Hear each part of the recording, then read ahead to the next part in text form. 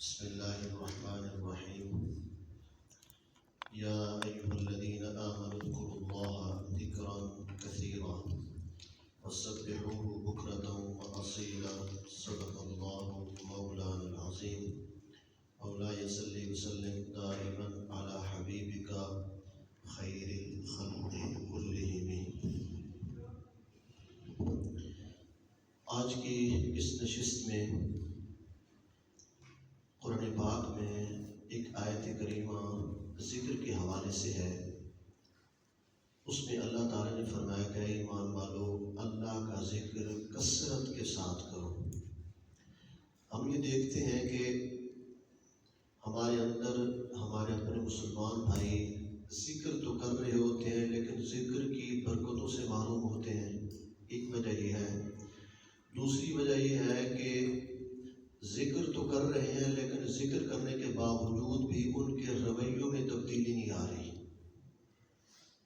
یہ اس کی وجہ کیا ہے؟ آج ہم اس کو جانیں گے کہ کہیں ہم اللہ کے ذکر کرنے میں ذاکر ہونے کے باوجود بھی غافلوں میں شمار تو نہیں کیے جاتے. تو ان چیزوں کو انشاءاللہ تھوڑا سا ذکر کریں گے.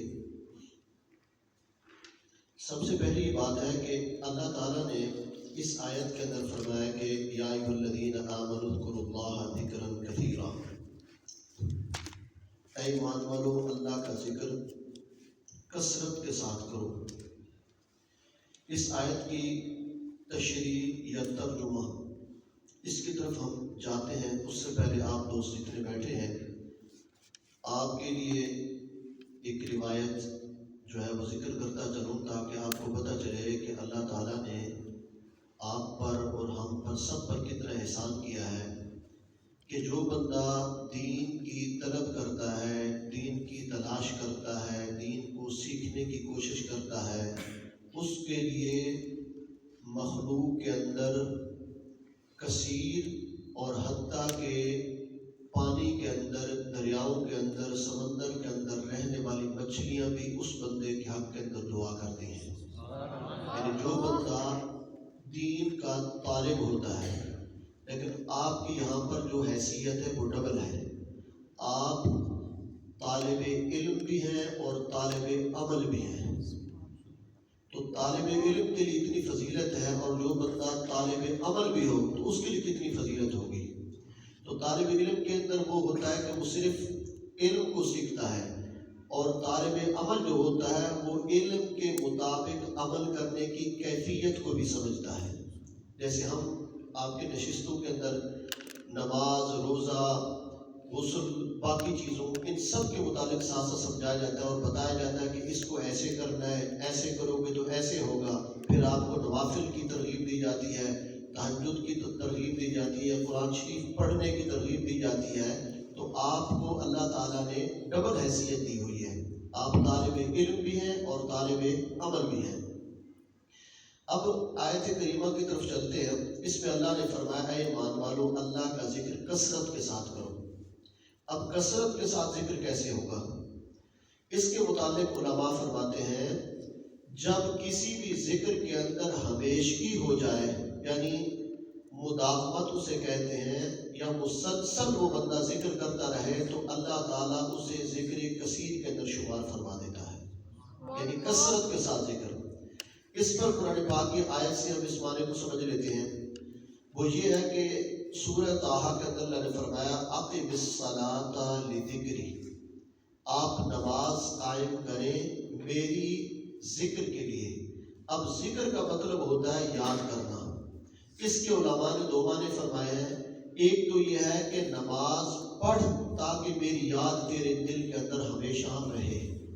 یعنی نماز کا جو مقصد ہے وہ یہ ہے کہ اللہ تعالیٰ کی یاد بندے کے دل کے اندر ہمیشہ رہے. ایک تو اس کا معنی یہ ہے. دوسرا معنی علماء نے فرمایا اقم الصلاۃ لذکری کہ نماز قائم کر تاکہ میں خالق ہو کر اپنے بندے کو یاد کروں. اور یہی وجہ ہوتی ہے کہ ایک نماز کے بعد دوسری نماز کی توفیق بخشنا یہ اللہ کے یاد کرنے کی دلیل ہوتی ہے. تو یہ بھی دیکھیں ایک مقام پر بندہ خدا کو یاد کرتا ہے اور دوسرے مقام پر خدا بندے کو یاد کرتا ہے. اور یہ دونوں چیزیں نماز سے ہمیں حاصل ہو جاتی ہے. اس نماز کے مطابق ہمارے ہاں لوگ کہتے ہیں کہ جی پتہ نہیں یہ شاید مولویوں کا کام ہے یا اس طرح کی باتیں کی جاتی ہیں. حالانکہ نماز اللہ سے ہم کلام ہونے کا نام ہے. نماز اللہ کے رازوں میں سے ایک راز کا نام ہے، اور نماز وہ عبادت ہے جس میں بندہ اللہ کے سب سے زیادہ قریب ہوتا ہے. تو اس لیے ان چیزوں کی اہمیت ہے. تو نماز بھی ذکر کے اندر شامل ہے. تو اس کے دو معنی میں نے آپ کو بیان کیے. قرآن پاک نے بیان کیا کہ نماز کا جو مقصد ہے وہ اللہ کی یاد ہے. اب ذکر دو طرح کا ہوتا ہے. ایک ذکر ہوتا ہے زبان کے ساتھ کرنا، جیسے ہمارے ہاں محفل ہوتی ہے تو اللہ کا ذکر ہوتا ہے، لا الہ الا اللہ کا ذکر ہوتا ہے.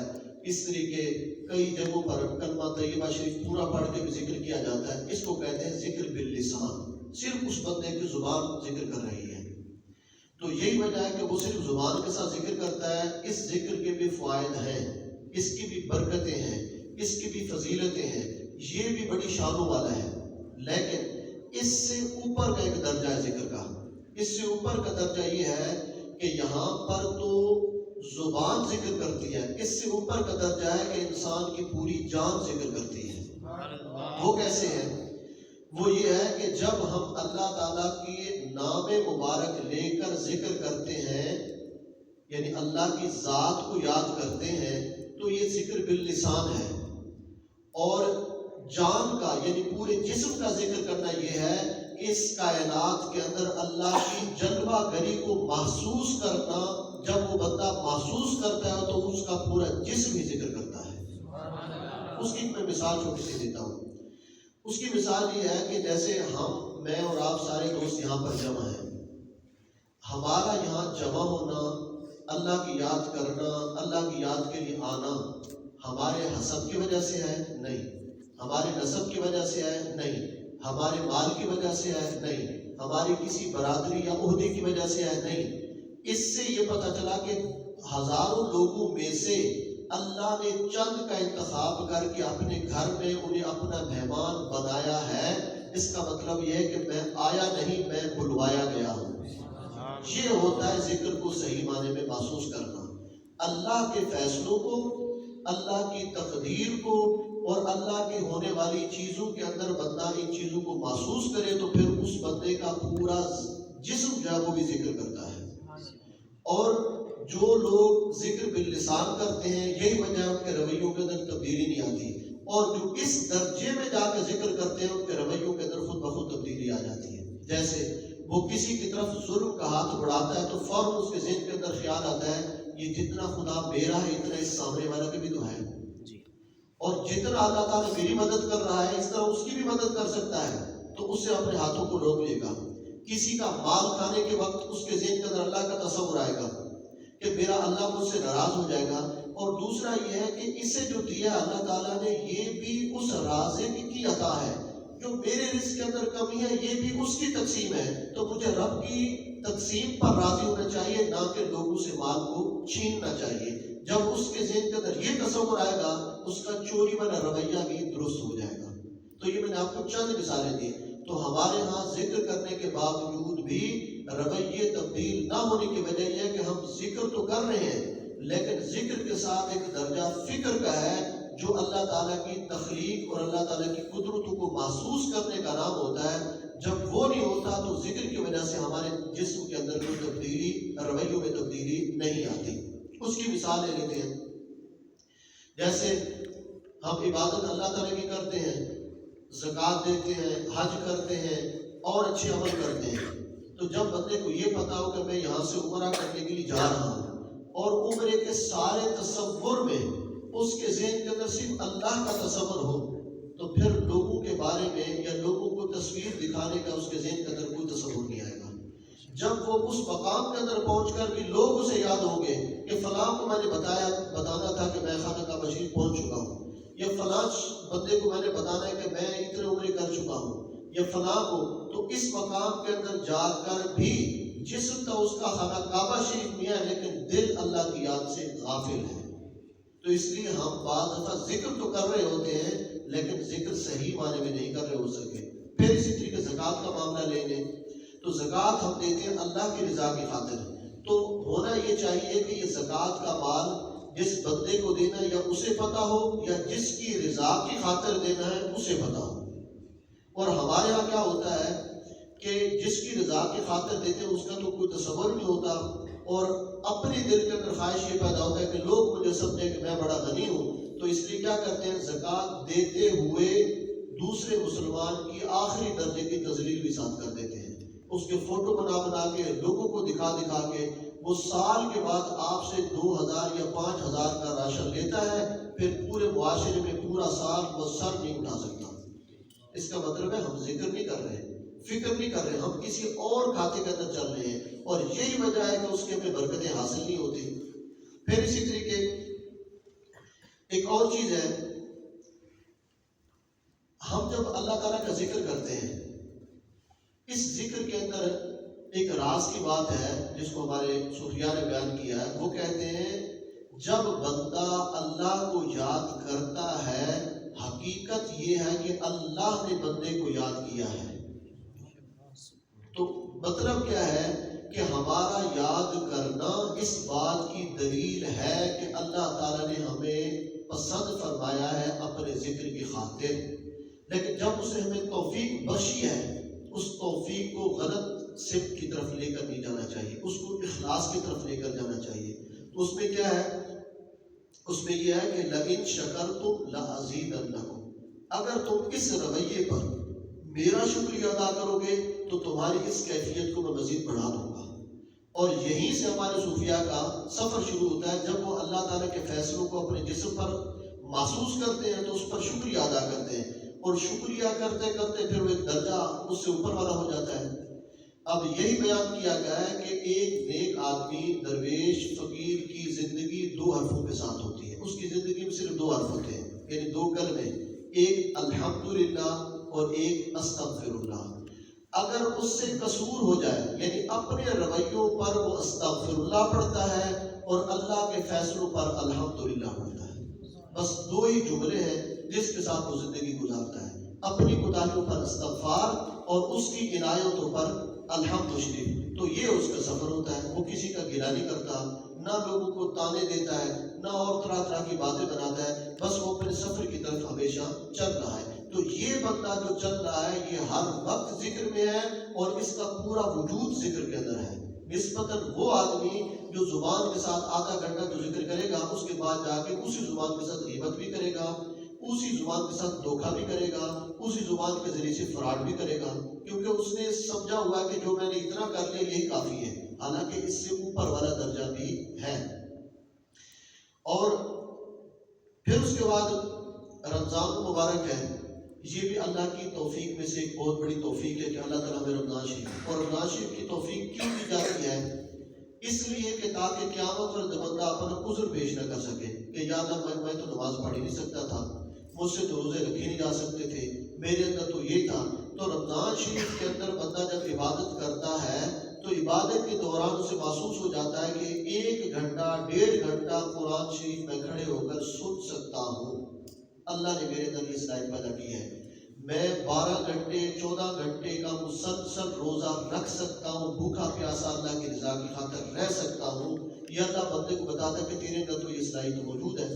اسی طریقے اگر میں چھوڑنا چاہوں، اللہ کا راستہ اختیار کروں، اللہ کے راستے کی طرف ہجرت کروں اور اپنا خاندان، قبیلہ، سوسائٹی سب چھوڑنا چاہوں، تو 10 دن کے لیے اللہ یہ چھڑوا کر بھی بتا سکتا ہے کہ تو یہ بھی کر سکتا ہے، اسی وجہ سے یہ اعتکاف ہے۔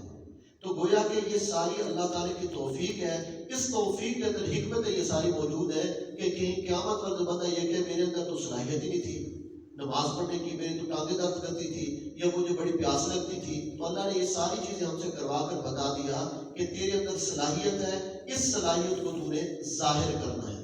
یہی وجہ ہے کہ اللہ تعالیٰ نے جتنے بھی صوفیاء بھیجے جو ہمارے بر صغیر کے اندر ہے، وہ ہماری طرح ہی انسان تھے، اسی معاشرے کے اندر رہتے تھے۔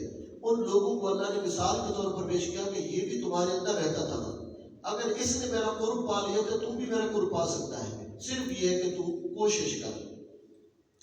تو اس میں رمضان المبارک کے اندر بندہ روزہ جب ہوتا ہے تو روزے کی حالت کے اندر کیا ہوتا ہے؟ روزے کی حالت میں بندے کا پورا وجود ہر وقت ذکر کے اندر ہوتا ہے، کیسے؟ جتنی بھی اس کے سامنے چیزیں پڑی ہوتی ہیں، جس حلال چیز پر اس کی نگاہ پڑتی ہے تو نگاہ پڑتے اسے خدا کا تصور ذہن کے اندر آتا ہے، میرا رب ہے جس کے لیے میں نے روزہ رکھا، اب میں حلال چیز نہیں کھاؤں گا۔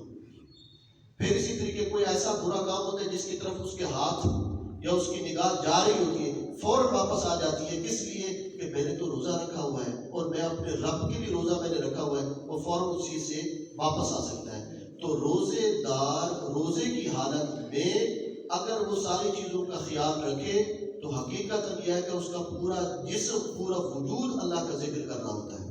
اور پھر کیا ہوتا ہے؟ اسی روزے کی حالت میں اس کے اپنے رویوں کے اندر تبدیلی آ جاتی ہے۔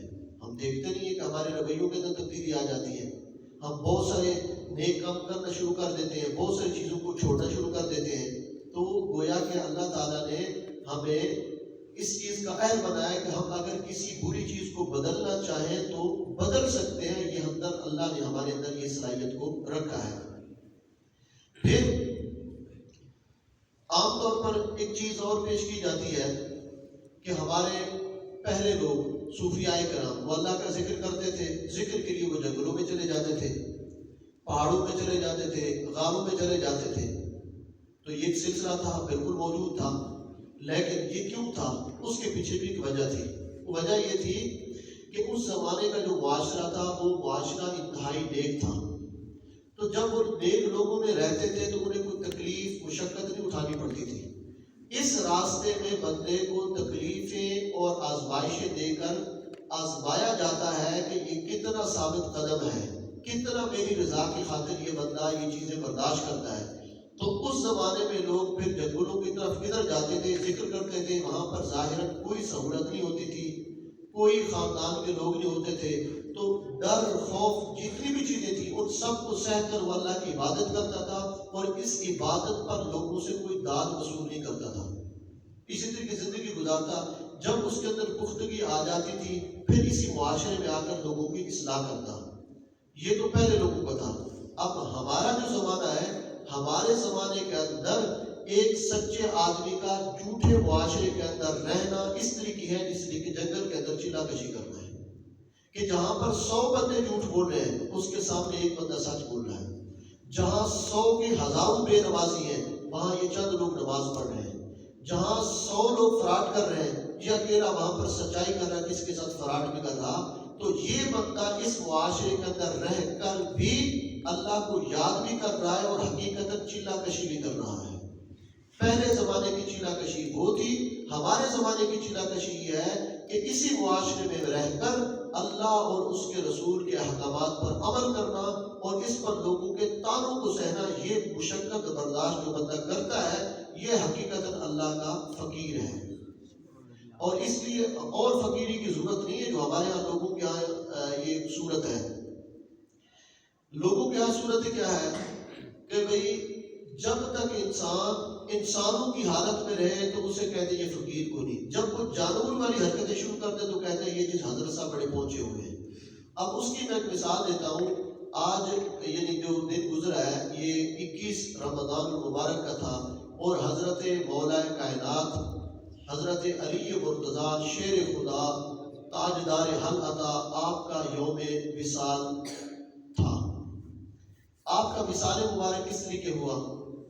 یہ سارے بیان کرتے ہیں کہ آپ کا وصال مبارک آپ نماز کی امامت فرما رہے تھے، اس دوران اس بدبخت نے آپ کی ذات پر حملہ کیا، تو مولا علی کی شہادت مصلی پر ہوئی اور نماز پڑھاتے ہوئے ہوئی۔ آج یہ سنت مولا علی کی کیوں نہیں ادا کی جاتی؟ یہ جو مولا علی کے نعرے لگاتے ہیں یہ نماز کیوں نہیں پڑھاتے ہیں؟ تو یہ تو خود نماز کے قریب نہیں جاتے۔ تو جو مولا علی کی سنتیں تھیں ان کو چھوڑ کر انہوں نے نئے راستے اختیار کر لیے، ان کو وہ کہتے ہیں کہ یہ مولا علی کے کام ہے، حالانکہ مولا علی کا وہ عمل نہیں ہے جو یہ لوگ کرتے ہیں۔ تو اگر ہمیں مولا علی سے محبت ہے تو کم از کم ان جیسا عمل تو کرنا چاہیے۔ تو اس لیے کیا کیا ہے؟ لوگوں نے تقسیم کر دی ہے، تقسیم کیا ہے کہ جو نماز روزہ امامت یہ سارا یہ مولویوں کا کام ہے، بھنگ پینا اور یہ فضول نعرے لگانا اور یہ ٹنگ گل کے اندر ڈال لینا اور عجیب عجیب سی حرکتیں کرنا، اور حتیٰ کہ ہمارے جاہل لوگ اس درجے تک پہنچ چکے ہیں کہ جس بندے کے لتیں جتنی لمبی ہو وہ اتنا بڑا فقیر ہے۔ حالانکہ حقیقت بات یہ ہے کہ وہ اتنا بڑا پلید ہے، کیونکہ اس کو غسل ہی نہیں ہوتا، تو وہ کیسے خود کو پاک رہتا ہے؟ جو پاک ہی نہیں ہے وہ صوفی کیسے ہو سکتا ہے؟ اس لیے ہمارے معاشرے کو عرصے سے لوگ خراب کر رہے ہیں، اس لیے کہ اہل بیت پاک کی شان اللہ نے بیان کی کہ وہ طہارت والے لوگ ہیں، تو اہل بیت کو ماننے والا بھی طہارت والا ہی ہوگا، ٹھیک ہے؟ تو یہ ذکر کی طرف ہم آ رہے تھے، تو ذکر کے اندر ہمارے صوفیاء نے اس درجے کا ذکر کیا، اور ہم جس معاشرے کے اندر رہ رہے ہیں، اس معاشرے میں اگر سچائی کے ساتھ رہیں تو ہم اس ٹائم بھی اللہ کے ذکر والے لوگوں کے اندر شمار کیے جائیں گے۔ ظاہر یہ نہیں کہ مسجد کے اندر جو ذکر کریں۔ اب یہ جو بندہ اللہ کا تصور اپنے ذہن کے اندر رکھتا ہے، کسی پر ظلم نہیں کرتا، اللہ کو ہر وقت اپنے قریب تصور کرتا ہے، اس بندے کی تجارت بھی ذکر ہے، اس بندے کا چلنا بھی ذکر ہے، اس بندے کا سونا بھی ذکر ہے، اس بندے کا جاگنا بھی ذکر ہے۔ اور یہی وجہ ہے ہمارے پہلے صوفیاء کرام، ان کی زبان مبارکہ جب اللہ کا ذکر کرتی، ذکر کے بعد ایک فکر کا درجہ آتا ہے، پھر ذکر کر کر کے اس درجے پر ہو گئے کہ وہ جو مذکور برحق ہے اللہ کی ذات، یہ ذکر کر کر کے اللہ تعالیٰ کی ایک نشانی بن گئی۔ تو جب یہ نشانی بن گئی تو ان لوگوں کے متعلق حدیث پاک کے اندر آیا اذا رؤوا ذکر اللہ، ان کی نشانی یہ ہے کہ جب تم انہیں دیکھو تو تمہیں اللہ یاد آ جائے۔ تو اس درجے پر صوفی ہو، اس درجے پر ولی ہو، پھر اسے دیکھ کر اللہ یاد آ جاتا ہے۔ ہم نے جو سمجھا ہوا ہے کہ ویسے کچھ جاتا جاتا بندہ نظر آ جائے، اس کے کپڑے بڑے خوبصورت ہے یا گاڑی بڑی خوبصورت تھی تو اللہ یاد آ جائے، یہ معنی نہیں ہے۔ اس کا معنی یہ ہے کہ اس کی زیارت کی جائے، اور اس کی زیارت آپ کو فیض یہ دے، آپ کا دل اللہ کی طرف متوجہ حقیقی معنی کے اندر ہو جائے، تو یہ لوگ اللہ تعالیٰ کے نشانی بن کر زمین کے اندر ہوتے ہیں۔ تو ہمیں ایسے لوگوں کی قدر کرنی چاہیے اور ایسے لوگوں کی صحبت اختیار کرنی چاہیے کہ جن کے وجود سے اللہ تعالیٰ ذکر پیدا کر دیتا ہے، اور اس کے ساتھ ملنے والے لوگ بھی ذاکرین میں شمار ہوتے ہیں۔ پھر اس کے بعد یہ ہوتا ہے کہ ہم دیکھتے ہیں جی مزارات کے اندر صوفیاء کرام کے، جس طرح حضرت پیرا شاہ غازی ہیں، حضرت میاں بخش صاحب ہیں، یا اور بڑے ہمارے بزرگ ہیں، یہ اتنے لوگ گزرے ہیں۔ یہ جو صوفی یا اللہ والے تھے، یہ مزاروں کی وجہ سے ہے؟ نہیں۔ حضرت پیرا شاہ غازی قلندر رحمۃ اللہ تعالیٰ کا مزار مبارک تو بہت عرصہ تعمیر ہی نہیں ہوا، صرف آپ کی قبر مبارک تھی، بہت عرصہ بعد جا کے مزار شریف بنا۔ تو اسی طریقے جو پچھلے کئی بزرگ ہیں، کئیوں کے تو مزار بنے نہیں۔ تو جو صوفی ہے، جو اللہ والا ہے، وہ کس وجہ سے اللہ والا بنا کہ اس کی قبر شریف کے اوپر مزار بنا؟ تو ہمیں جب یہ راز دریافت کر لیں گے تو ہمیں پتہ چل جائے گا کہ جو فقیری یا درویشی کا جو راستہ ہے وہ کیا ہے۔ وہ یہ ہے کہ یہ جو ہستی ہے، اس نے اللہ تعالیٰ کے ذکر کے جو طریقے ہیں ان کو دریافت کر لیا۔ دریافت کرنے کے بعد یہ بندہ جو ہے اس پر پوری زندگی عمل کرتا رہا، اور وہ ذکر کرتے کرتے ہوئے ذاکر مذکور کا مظہر بن گیا۔ ذاکر اس مذکور کا مظہر بن گیا۔ جب مظہر ہو گیا تو لوگ جب آتے ہیں تو انہیں دیکھ کر انہیں اللہ یاد آ جاتا ہے۔ اب یہ روزے تعمیر کیے جاتے ہیں اس بنا پر۔ تو اسے ہمیں بزرگوں کو روزے کی وجہ سے نہیں جاننا چاہیے، بلکہ بزرگوں کے اندر جو صفت مبارک تھی اس کو جاننا چاہیے، جس کی وجہ سے انہیں ولایت ملی ہے۔ تو یہ بھی کس کی وجہ سے؟ ذکر کی بنا پر ملی ہے۔ اور پھر یہ ہے کہ ہمارے ہاں اللہ تعالیٰ کی ذات مبارکہ نے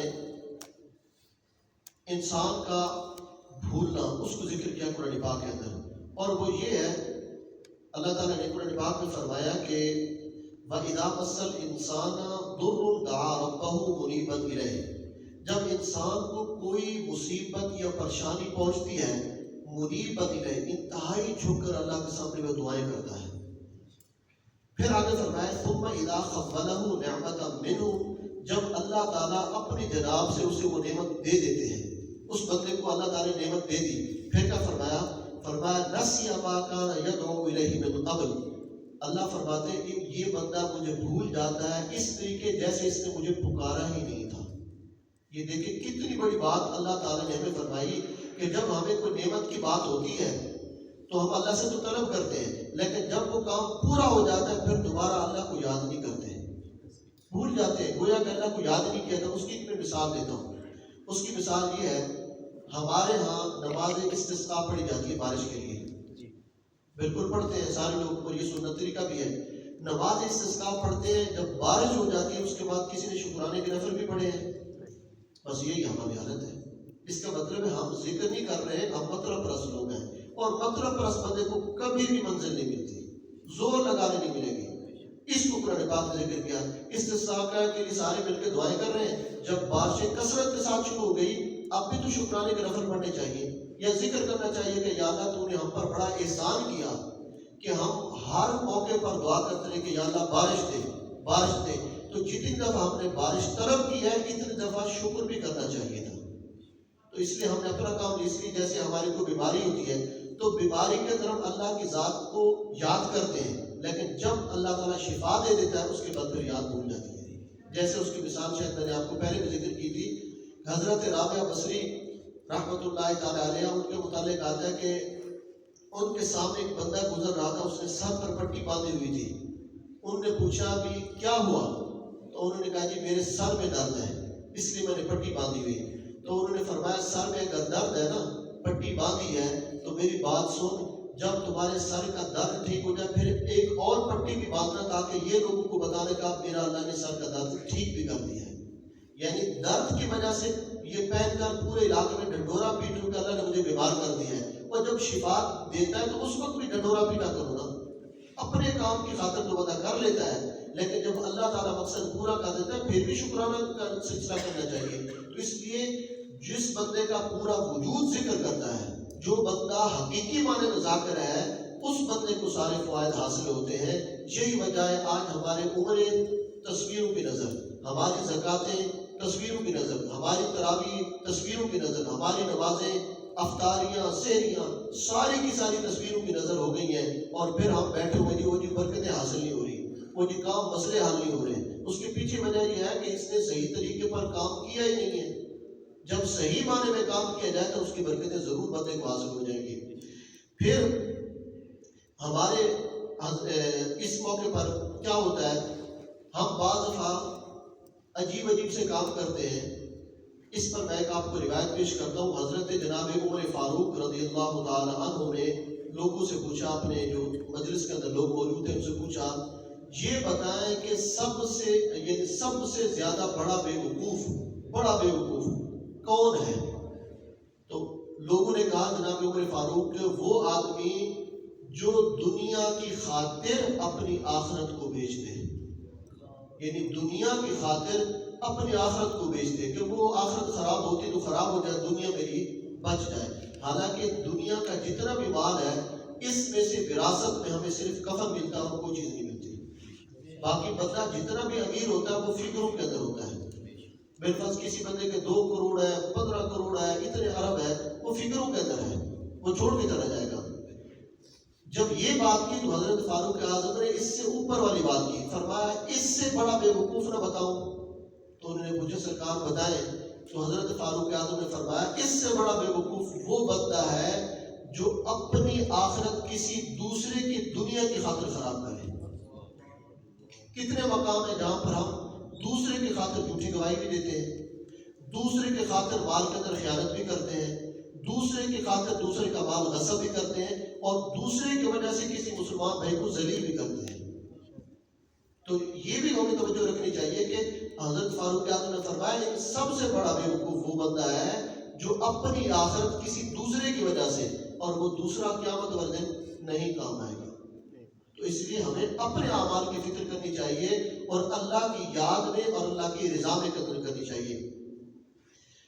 اب اس پر یہ ایک چیز آتی ہے کہ جب ہمارے اندر کوتاہیاں بھی ہیں، غلطیاں بھی ہیں، چیزیں بھی ہیں، ہمارے اندر مسلمان بھائی بھی ہیں، تو ان کو ذکر کی طرف یا ان کو اللہ کی طرف متوجہ کرنے کا طریقہ کیا ہے؟ اب ہم اس طرف آتے ہیں۔ اس کے اندر حدیث پاک ہے، ہمارے آقا صلی اللہ علیہ وسلم نے فرمایا المؤمن مرآۃ المؤمن، مومن کے لیے آئینہ ہے، مومن کے لیے آئینہ ہے۔